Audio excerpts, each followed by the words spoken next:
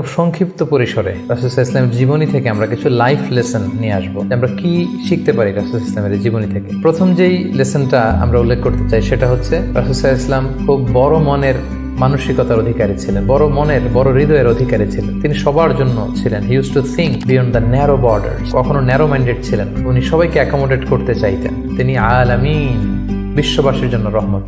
He is for all and his teaching is for all.